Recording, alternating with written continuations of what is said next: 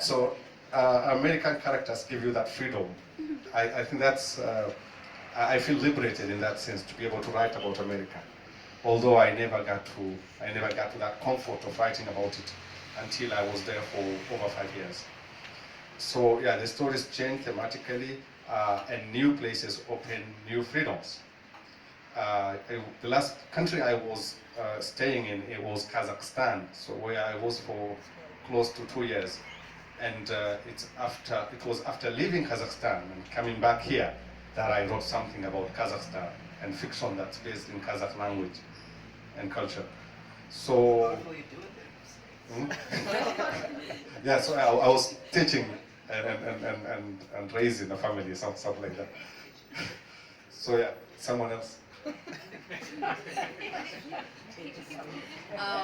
Yes, I just want to agree with you that it's like it's easier to write about a place when you've left it, and I think for me, I did live in the US for a short while, and I think it was easier to write about Nairobi then because first it's just I was missing it, so it's just like you start to notice specific things that you didn't think were important to you, and now they are because you're far away from them. So that's one thing. But it's also that I wasn't being read by people who know me or know anything about life here, and so there's just that demand to be clear, and I think that was useful. Having said that, now I write about Nairobi still, and I'm back in Nairobi, and I think now, okay, most of it is non-fiction, and I also just think because with fiction I have to go away, but with non-fiction I think it's possible. I need to see the thing that I'm writing about while I'm writing about it. Makes sense. Another question?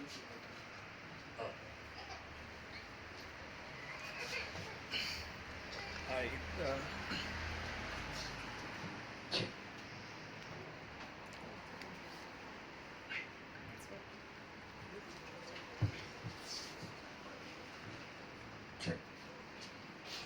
Hello? Wow.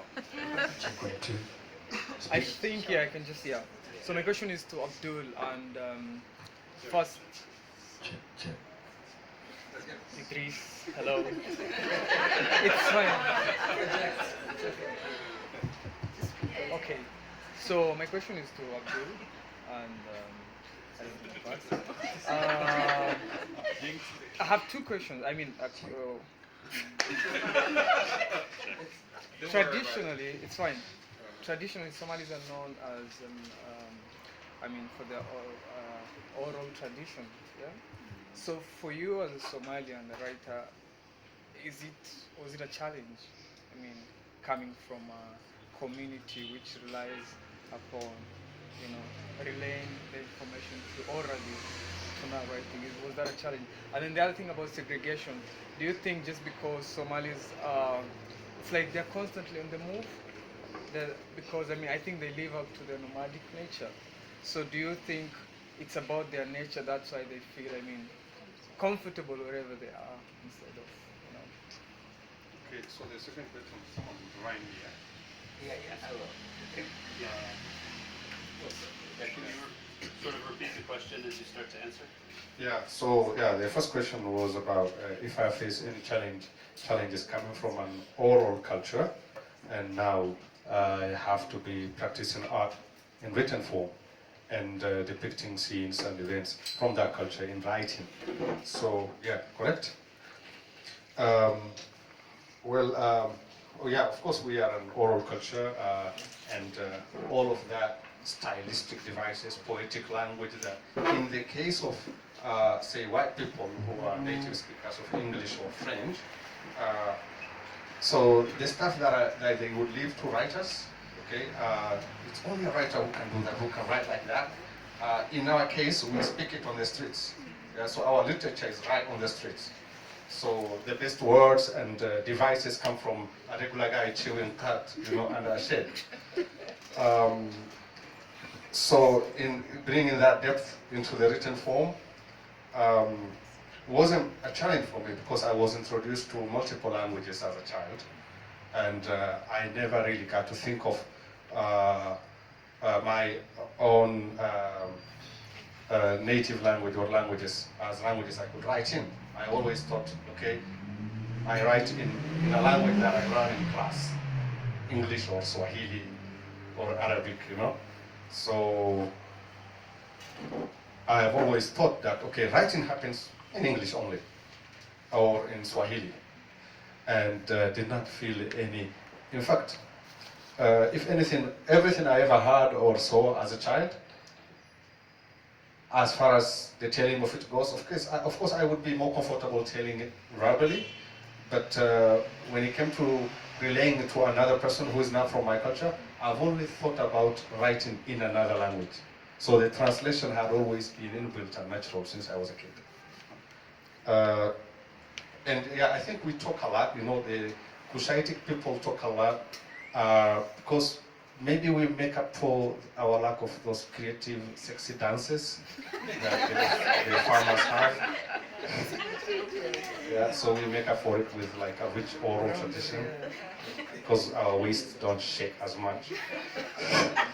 So the second question? The second question was about Somalis being nomadic by culture for millennia. Like, does that make it easier for us to adapt to new countries, new situations? Yeah, I think being on the move, anywhere that was not, so I grew up in this place called Elwaq, up north by the border. So there's Elwaq, Kenya, and Elwaq, Somalia. And anywhere that was not Elwaq, I always feel like a traveler. It never occurred to me to build a house in places that are not Elwaq. And if I built it, then I built in order to sell it, so that I can use that money to move elsewhere. And so I did not feel, for example, any challenges in moving, say, from here to the United States and in the US. So within months, I had moved from St. Louis to Seattle, and some months later, I felt, you know, okay, there's not enough sun, it rains a lot, so I moved to Chicago. And then in Chicago, I was a taxi driver. So after maybe, this was when Obama was getting elected the first time. So after about 6 months, it wasn't good enough because it was going to snow very soon. So I moved back to St. Louis, where I became a medical transport driver again. And then immediately I could travel. I went to Kazakhstan. And I felt no problem in those places. And I don't know if this is as a result of moving around with camels behind Elwaq. And our camels are right now grazing in Ethiopia. They would run back to Elwaq, you know, in case of conflict in Ethiopia. And then we'll send them back to Ethiopia when it comes down over there. So maybe you're right. We've always been a transient people, and it makes things easier. Yeah, I'm on the move as we speak. Okay. So where? I'm on the move. I've always been on the move. So everyone who hasn't seen me for a few months will ask me, okay, when are you traveling to that place? You're still here. This will be the first question. So 3 months later, they're like, you're still here? I can't believe it. You're here. You should go somewhere. So, and that's because I promised that I'd go somewhere. And I've been promising this for the whole year. This is the longest I've been in one city. Now 2 years in Nairobi, not going anywhere else.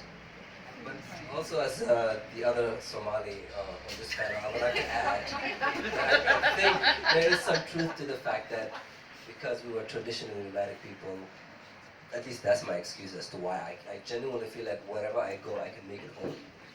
If given, you know, like maybe a few good friends, maybe a good bookstore, a good cafe, and I'm good to go. Like, I don't have, a lot of people ask me, where do you feel most at home? And there's always a little bit of me that feels quite at home in Mogadishu, where I was born. There's a little bit of me that feels quite at home in Toronto, where I grew up. There's a bit of me that feels quite at home in other cities that I love, like New York or Rome or whatever, but I don't have this weird fixation that a lot of people ask, like, where do you feel at home? Like, the world is my home. Like, what is this obsession? So, yeah, I think it's quite a Somali. Not to make these blanket, statements about all Somalis, but I think, yeah, there is some truth to it. I think, yeah, but yeah. Thank you so much, guys, for these really amazing and insightful questions, and also my sincerest thanks to Itoro and Lutivini. I'm so sorry, and also Abdul. See how easy I pronounce Abdul? I wonder why that is. But thank you for a really insightful and a really interesting and engaging conversation.